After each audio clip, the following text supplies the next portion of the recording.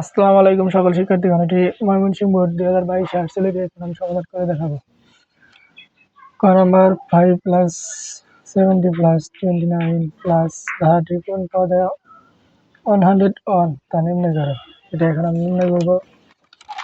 সমাধান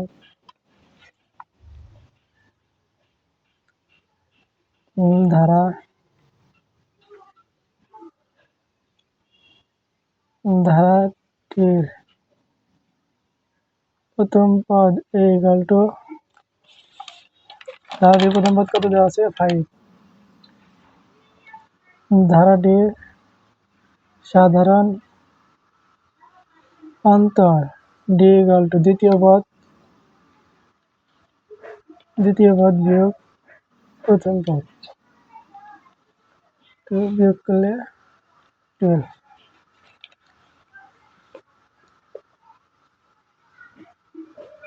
ধারাটির n তম পদ 100 অন দেওয়া আছে।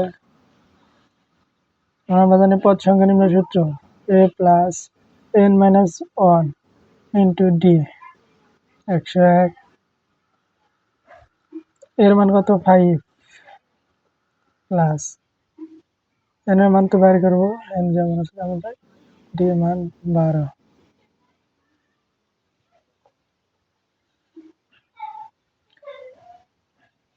n কে 12 দ্বারা গুণ করলে 12n মাইনাস 12 কে 12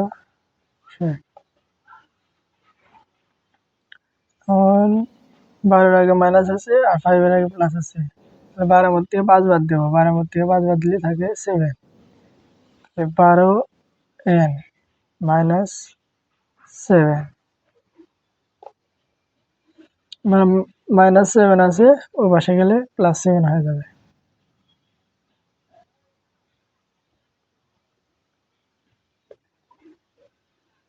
এখানে n এর সাথে 12 গুণ আকার আছে, পাশে যা ভাগ হবে 108 ভাগ 12, অতএব n = 9। এখন আমরা খ নাম্বার সমাধান করে দেখাবো।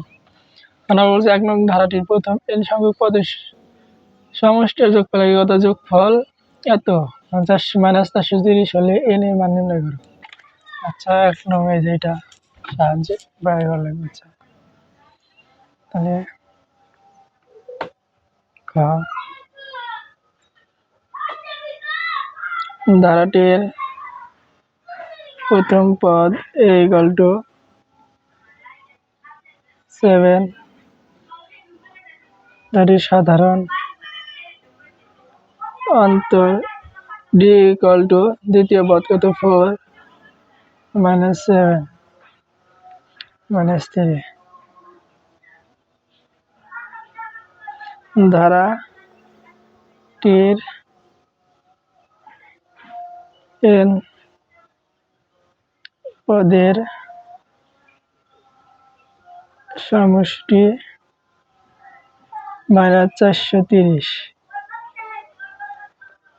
n/2 into 2a plus n minus 1 into d 430 into 2 into এর মান কত 7 plus n minus 1 into d এর মান minus 3 minus 430 n/2 7 কে 7 7 গুণ 14, এই প্লাস মাইনাসে মাইনাস 3 এর সাথে n গুণ করলে 3n মাইনাস মাইনাসে প্লাস 3 কে 3 মাইনাস 430। মানে এখানে একটু ভাগ আছে, পাশে গুণ করে দেব n ইন্টু আর এই পাশে যোগ বিয়োগ করবো, মানে 14 আর এনে 3 কত হয় 17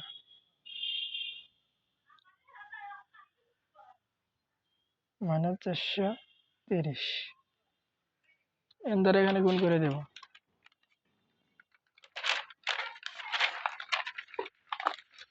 তাহলে গুণ করে দিলে 17n minus 3n square equal to মানে 430।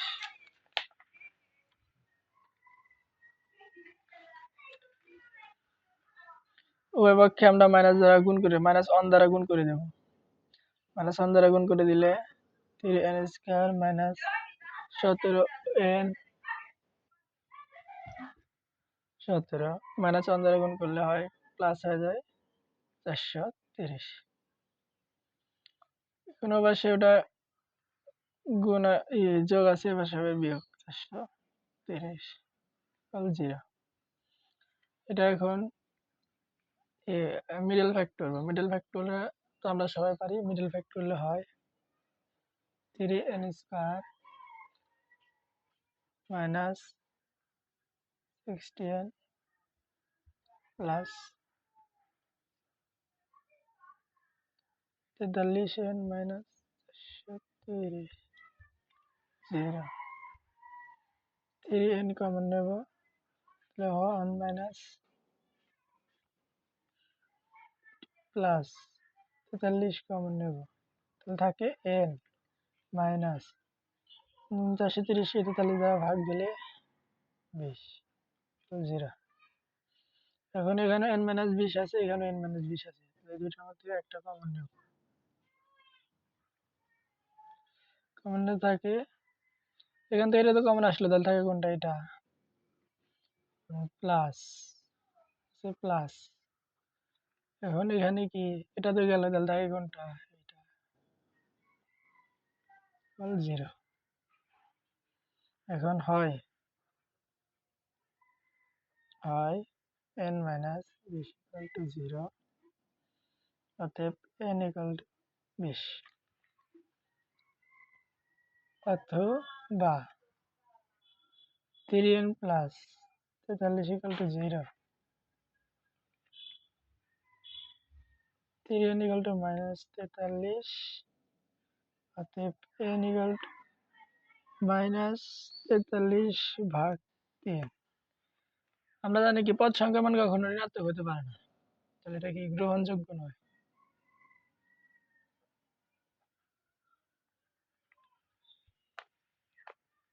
তাহলে এটাই হলো অ্যান্সার। তাহলে 20তম পদের মান 101।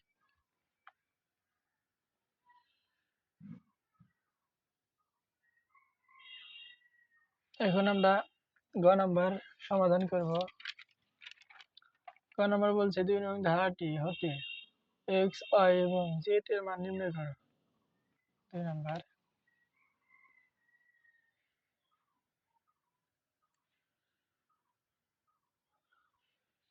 দিয়ে দেওয়া আছে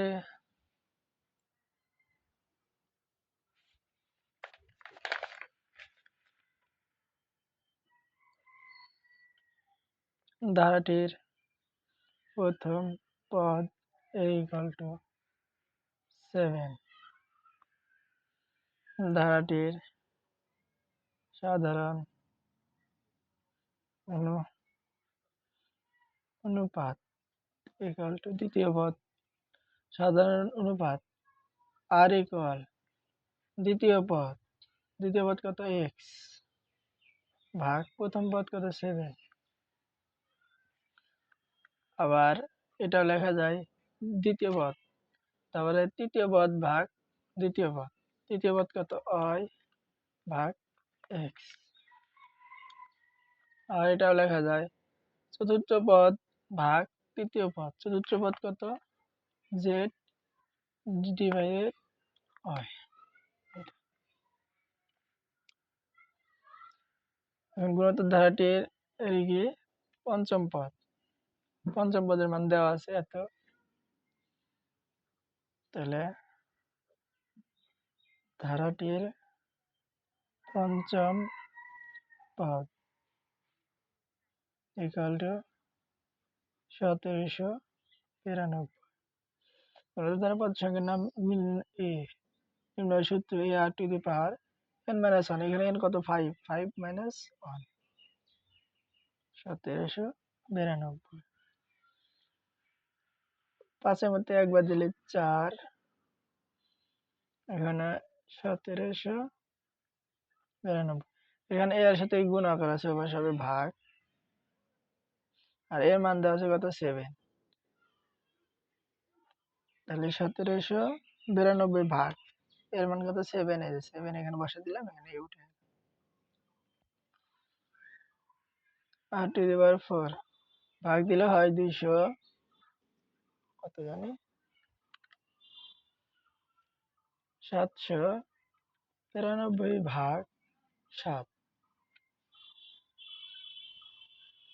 792, সরি 700 17,000, 1792 ভাগ 7 হয় 256। এখন আমরা অল্প পৃষ্ঠায় যাই।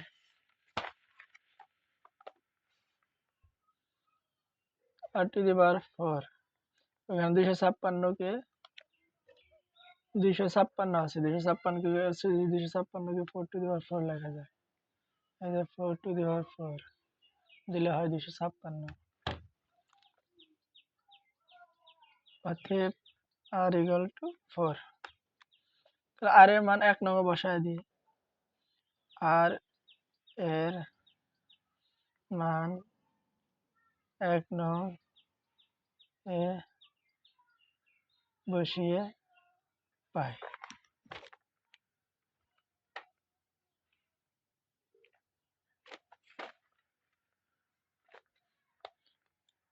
r এর মান 1 নং বসিয়ে পাই। সরি, r এর মান এই যে এই জায়গায় বসায়, সরি 1 নং বসায় না, r এর মান বসিয়ে পাই, এটা লিখতে হবে। তাহলে আমরা জানি কি r equal to x divided 7, ওই যে লেখা ছিল। তাহলে এখানে 7 কি ভাগ আছে, পাশে হবে গুণন। তাহলে x ইকুয়াল টু r গুণন 7। r এর মান কত পেলাম? 4। x r এর মান কত? 4 গুণন 7, 4 7 28। আবার আবার কি পাইছি? y divided x, y divided x equal to r। এখানে y ইকুয়াল টু rx, এখানে r এর মান কত? 4, আর x এর মান কত পেলাম? 28।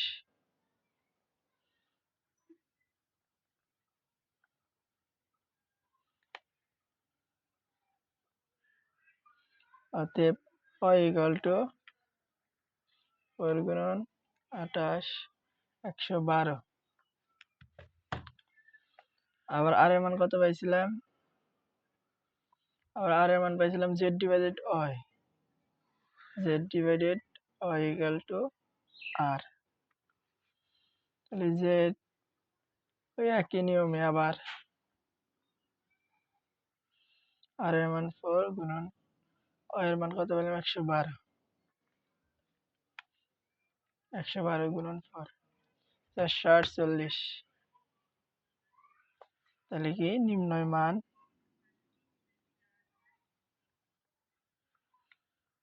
x, y, z equal to x এর মান কত? 28, 112, 448, 448। এটাই অ্যান্সার। তোমরা যদি এইভাবে সম্পূর্ণ অঙ্ক করো তাহলে তোমাদের স্যার একটা মার্কও কাটতে পারবে না। এরকম আরো ভিডিও পেতে চ্যানেলটিকে সাবস্ক্রাইব করুন এবং লাইক করুন। দেখা হচ্ছে পরবর্তী ভিডিওতে। আসসালামু আলাইকুম।